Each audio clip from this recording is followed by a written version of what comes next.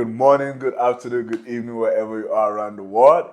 It's King Greg in the building. How you doing today, King? Hey, I'm doing good, King. Feeling great. Nice, nice. Here you are 3 weeks away from your first bodybuilding competition. Tell us, man, what is the feeling right now? How you feel about that? Just nervous, man. Like nervous, excited, man. It's a lot of emotion. So. Yes. But more excited, man. Yeah. Nice, nice. That is beautiful. I mean, you've always been working out. You've been at the gym, lived a healthy life and everything. But what made you decide to take a different route to bodybuilding, competing? I think for me, man, it was like I kind of hit like a plateau. I was kind of like, I would say, working out just to work out. Yeah. So I needed another goal, right? And I've been thinking about competing for years, but never done it. And then when I met Daily Fit Bodies, right, and the family, that aspect of family and just general health and wellness, Yes. I was like, all right, I can do this. Yeah. I'll try this out. So that's what made me want to get on board. Yes, that is beautiful, man. That is beautiful. And now what is different about, just going to the gym, working out, and now working out as a bodybuilder? What is so different? Man. The game definitely changed, man. Like, I'm telling you, the workouts that we be having is totally different because you look at it from an aspect of working out.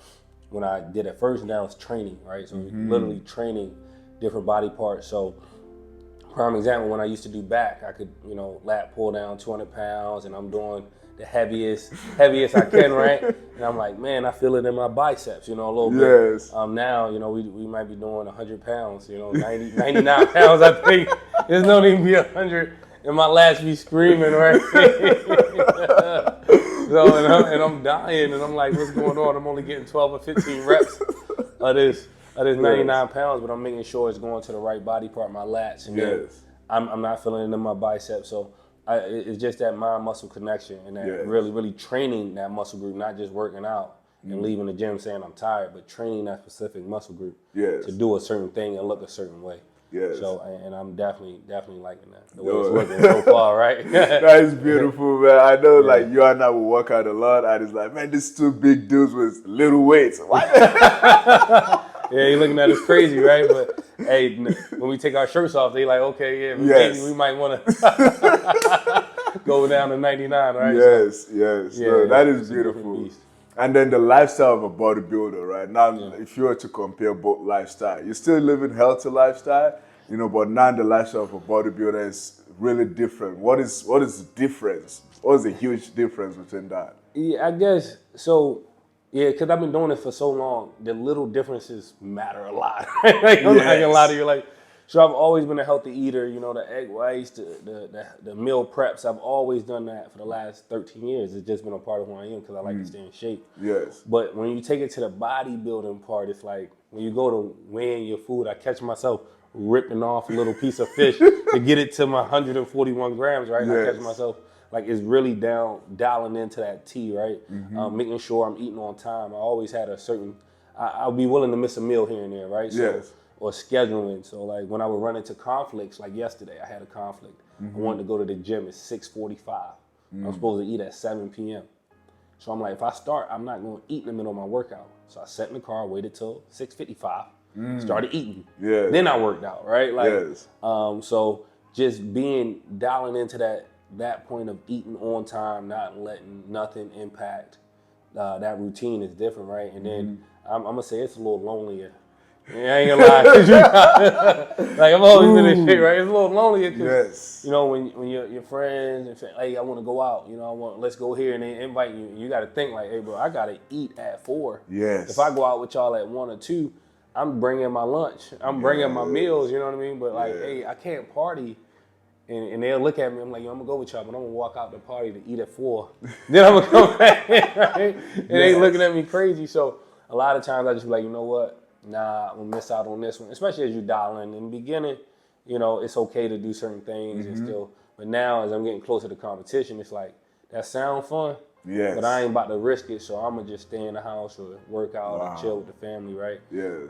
And I think the hardest thing, because my son's out there, is like, I've been taking him to Panda and he's eating his Panda Express, his orange chicken and teriyaki chicken. I'm eating this basic chicken and sweet potatoes. So, Those are the little differences, man, but it paid dividends, right? It definitely paid you back 100-fold as my package is coming in tighter and looking good, right? Yes. So it's definitely worth it. Yeah, speaking of the package, man, your physique look amazing. Every time, we keep working for posing practices on Wednesdays, like you just keep the dialing in, everything, have an amazing package overall, right? So, looking back at everything, with how the training philosophy, the mindset aspect of it, like how has that, played a role into adding to your growth as a bodybuilder? Okay, so like I would say the biggest growth that I had as a bodybuilder is like I mentioned to you a couple times, it's trusting the process, right? So it took me to a point where I don't have to question the results, right? Yes. So now when Coach Sai tells me, it's like, all right, hey, you want me, like you mentioned one day, if he said eat grass, I'm like, all right, I don't know why I'm eating this grass. Yes. But I'm gonna eat it, and next time we see each other, I'm like, hey, Coach, that grass was good, but what was that about, right? Because I'm trusting the process to the point, because and I think that's the hardest thing with a lot of people. They wanna see it, right? When I first started, I didn't see the physique. I didn't see what the package would look like, right? But between you and Coach Sai, it's like, hey, you telling me the package is gonna be there. Yes. And I'm like, well, I know what I can look like because I've been in shape. So I'm like, I know I can get somewhere, right? So that mindset of that, and then I think I just trusting the process grew a lot, and then the mindset of the work ethic that you gotta have for that posing, man. I'm gonna tell you, man, that really punched me in my gut. Yeah. When I realized how, because I thought it'd be something natural, like it just comes, like, hey, man, like I said, I lat pull down 200 pounds. My lats should be like this. Yeah. And it took me like 3-4 weeks to learn how to just bring my lats out to where they at now. But the start from not being able to do it to being able to do it, it just shows growth. And it's like, when you say trust the process, it's not only trust the process to November 4th to show. I got to understand that what happens that day is a process that I got to that day. Then after that day, it's still another process. It's just going to keep going. And I got to trust that I'm going to keep growing and keep improving and just keep going with it. Wow, that is beautiful. You're absolutely right, man. Trusting the process, not just all the way to November 4th, but after that. And you and I we've talked, spoke about it multiple times. Like, this is just an introduction. Yeah. And then, next year, oh man. I can't wait, man.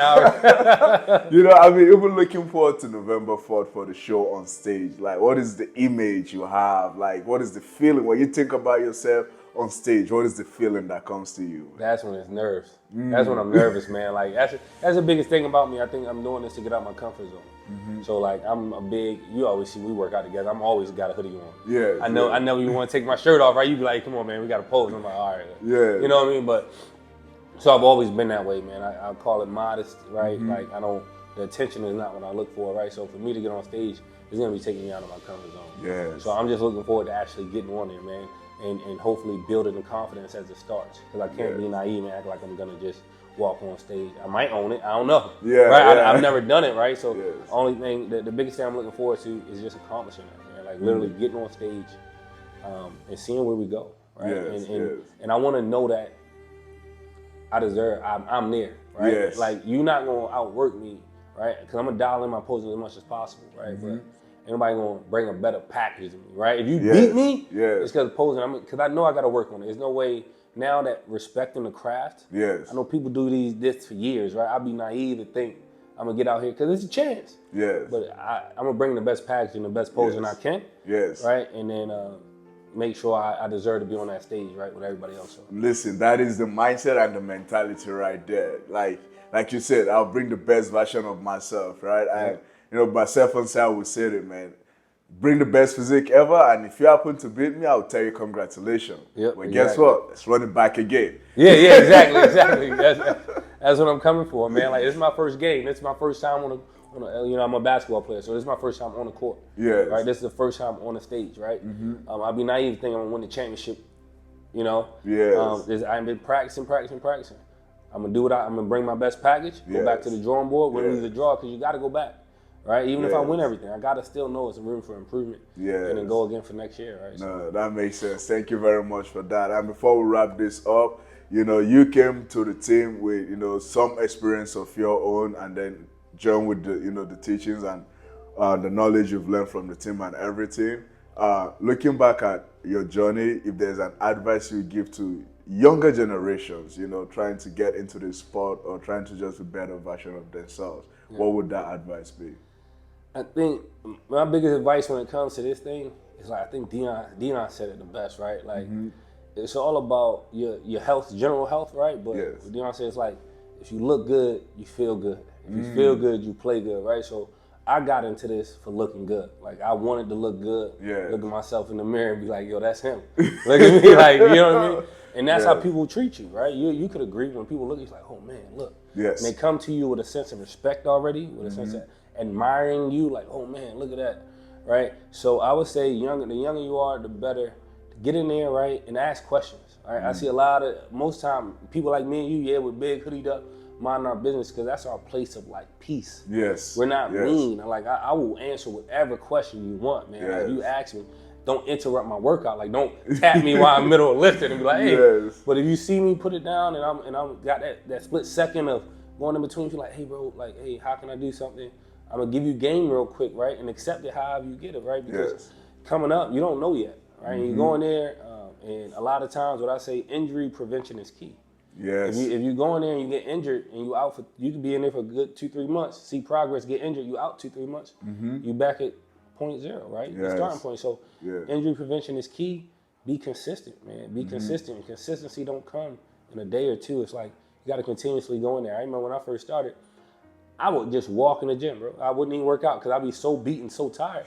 I walk in the gym for like 4 or 5 minutes and see something. I might know somebody, hey, what's up, bro? What you working on? Nothing.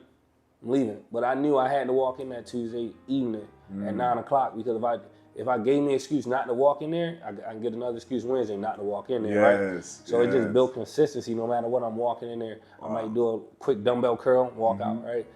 So consistency, ask questions, and injury prevention, man. And it's more than just like your physique, because like I said, you look good, you feel good. It builds your confidence, right? So it's more than just, and it's not an ego, it's a confidence. The more confidence you have, the more things you're willing to put yourself in, right? So Yes. that would be my advice to the younger generation, man. Get in there early. Get in there early, get in shape, man. Look good, feel good, and play good, right? That's it.